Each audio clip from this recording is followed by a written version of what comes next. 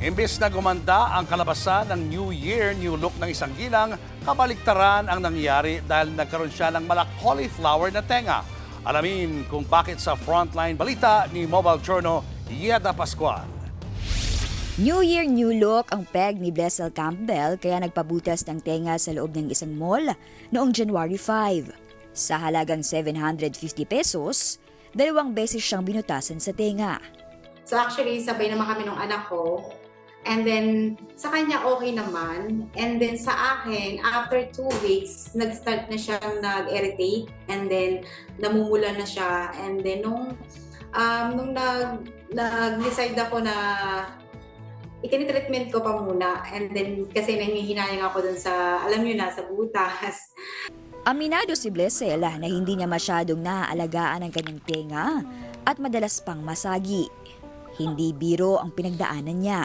Sa lala ng sakit, halos mayat-maya raw siya kung umiyak. Ngayon, naoperahan na ang kanyang tenga at tinanggal na ang mga namuong dugo at nana.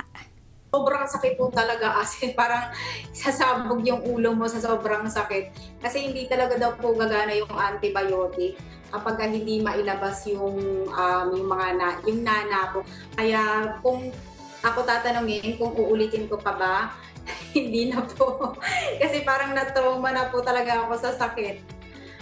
Ayon sa isang ear, nose at throat doctor, may panganib talaga sa pagpapabutas ng tenga sa cartilage. Yung area dito, hindi naman kasi dapat talaga ito nilalagyan ng earrings. Kasi konti yung blood flow dun sa area. So pag konti yung blood flow, pwede magkaroon ng infection rate. Sa kaso ni Blessel, tinapat siya ni Doc na hindi na maibabalik sa dati ang kanyang cauliflower ear.